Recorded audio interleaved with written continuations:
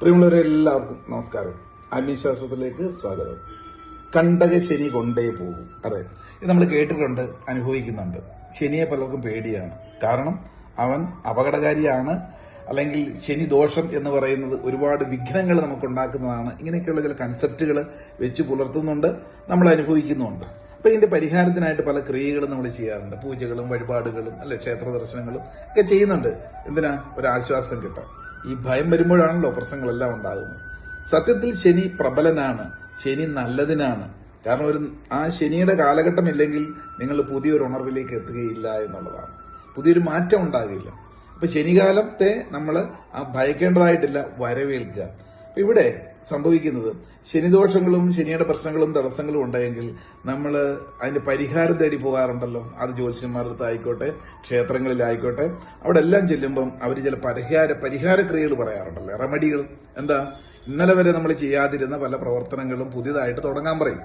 രാവിലെ എഴുന്നേക്കണം, കുളിച്ച് തൊഴാൻ പോകണം, ദൂരദിക്കിലുള്ള ക്ഷേത്രത്തിൽ പോയി ഇന്ന വഴിപാട് കൊടുക്കണം, വീട്ടിൽ ചിട്ടയോടുകൂടി ഇന്ന കാര്യങ്ങൾ ചെയ്യണം, അന്നദാനം ചെയ്യണം, ഇങ്ങനെ പല പല കാര്യങ്ങളൊക്കെ പറയുമ്പോൾ അത് മുമ്പ് നമ്മൾ ചെയ്യാത്തതിൽ നമ്മുടെ ഒരു കംഫർട്ട് സോണിനകത്തായിരുന്നു മുമ്പ്.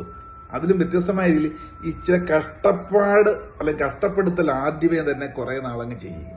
അപ്പൊ കഷ്ടപ്പാട് കൊണ്ടേ മറ്റൊരു കഷ്ടപ്പാടിനെ മാറ്റാൻ പറ്റുള്ളൂ. മുള്ളു കയറിയാൽ മുള്ളുകൊണ്ട് തന്നെയല്ലേ എടുക്കാൻ പറ്റുമോ?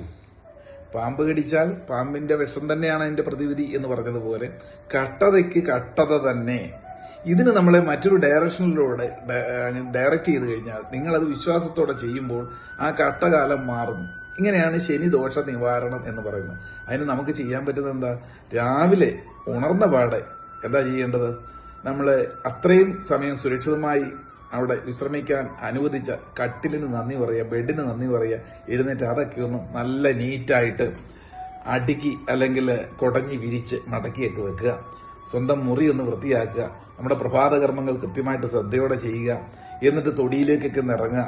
നമ്മുടെ വൃക്ഷലതാദികൾക്കൊക്കെ അല്പം പരിചരണം കൊടുക്കുക. നമ്മൾ പരമ്പരാഗതമായിട്ട് ചെയ്തു പോരുന്ന ചില ക്രിയകളൊക്കെ, ആത്മീയമായ രീതിയിലുള്ള കടമകളൊക്കെ ചെയ്യുക. അവിടെ ഒന്നും അലസത കടന്നു വരുന്ന മൊബൈലോ കാര്യങ്ങളോ ഒന്നും എടുക്കരുത്. ന്യൂസ് പേപ്പർ പോലും നോക്കരുത്. അതിനു മുമ്പേ കുറച്ച് ഇഷ്ടമില്ലാത്ത കാര്യമാണിത്, പലപ്പോഴും ശീലമില്ലാത്തതാണ്. അപ്പൊ ഇഷ്ടമില്ലാത്തത് കഷ്ടപ്പെട്ട് ഒരു ദിവസം ആക്ടിവിറ്റിയിലേക്ക് തുടങ്ങുമ്പോൾ തന്നെ നമ്മുടെ മനസ്സ് അന്നത്തെ ദിവസം മുഴുവൻ ഊർജ്ജസ്വലമാകാനായിട്ട് തയ്യാറാകുന്നു എന്നുള്ളതാണ്. എന്തും അതിനെ മുൻകൂട്ടി കാട്ടിക്കൊടുത്തെങ്കിൽ മാത്രമേ ആ രൂപേണ ആത്മാവ് പ്രവർത്തിക്കുകയുള്ളൂ. അതിന് തുടക്കം വേണ്ടേ? ഒരു സ്റ്റാർട്ടപ്പ്. നമ്മൾ വലിയ സദ്യക്കൊക്കെ പോകുന്ന സമയത്ത്, പാർട്ടിക്കൊക്കെ പോകുമ്പോൾ ഒരു സ്റ്റാർട്ടപ്പ് എന്നൊരു സാധനം ഉണ്ടാകില്ലേ? അതെന്തിനാ? വരാൻ പോകുന്ന നല്ല ഫുഡുകളൊക്കെ നല്ലതുപോലെ കഴിക്കാനും ദഹിക്കാനും വേണ്ടിയിട്ടാണ്. അപ്പൊ പ്രഭാതത്തിൽ തന്നെ നിങ്ങൾക്ക് വേണ്ടിയിട്ട് ഇച്ചിരി കഷ്ടപ്പാട് എന്ന് കരുതുന്നത് അത് ഭാവിയിലെ നന്മയ്ക്ക് വേണ്ടിയിട്ടാണ്. ഇത് ചെയ്തു തുടങ്ങുകയാണെങ്കിൽ അന്നത്തെ ദിവസത്തെ ശനിയുടെ എല്ലാ അപകാരങ്ങളും മാറുന്നു. അന്ന് ഇറങ്ങിത്തിരിക്കുന്ന ഓരോ കാര്യങ്ങളും പെട്ടെന്ന് സാധിക്കുന്നു. അന്ന് ആഹ്ലാദഭരിതമായിട്ട് ആ ദിവസം നമുക്ക് പര്യവസാനിപ്പിക്കാൻ സാധിക്കുന്നു എന്നുള്ളതാണ്.